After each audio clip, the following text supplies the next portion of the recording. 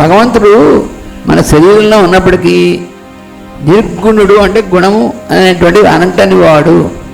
ఉప్పు కానీ పందారు కానీ మైలుతుత్తం కానీ నీటిలో వేసామనుకోండి, కొంతసేపు ఏందో కరిగిపోతుంది నీళ్ళలో. ఉప్పు నీళ్ళలో వేసాం, కరిగిపోయింది, మళ్ళీ నీళ్ళని ఆవిరి చేస్తే ఉప్పు మిగులుతుందా లేదా? కాబట్టి నీళ్ళకి ఏమైనా అంటిందా? నీళ్ళకి కరిగి ఉంది, అని మళ్ళీ నీళ్ళు స్థితి మారిపోయేప్పటికీ ఉప్పుగానే వేరుగానే ఉంది, నీళ్ళు వేరే ఆవిరి అయిపోయాయి. అలాగే పంచదార, అలాగే మైలుతుత్తం కూడా. అట్లే ప్రళయమున త్రిగుణములు దేవుని యందు మాయమగును.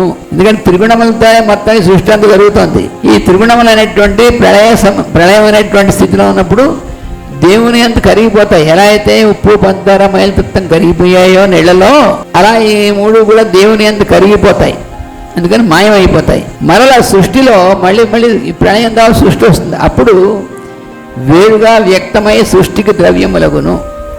మళ్ళీ నీరు ఆవిరి చేస్తే ఇవి మిగిలినట్టుగా వేరు ఉప్పు వేరు, మైలుతుత్తం వేరు, పందారు వేరు అన్నట్టుగా ఇవి వేరుగా ద్రవ్యములుగా వచ్చి ఇవి మళ్ళీ సృష్టికి కావాల్సిన ద్రవ్యములుగా పనిచేస్తాయి. ఇవి ఈ మూడు గుణాలు, రజస్సు, తమస్సు, సత్వం అనేటువంటి మూడు కూడా ఒకదానికొకటి కారణం అవుతాయన్నారు. ఇదేమిటండి?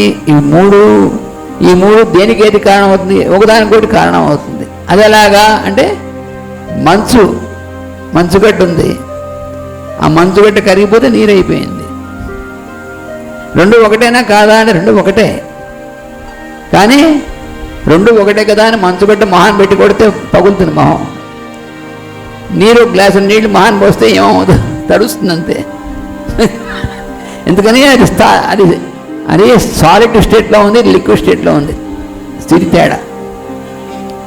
అందువలన ఈ మూడు ఒకదానికొకటి కారణములగుచున్నది. అట్లే త్రిగుణములను.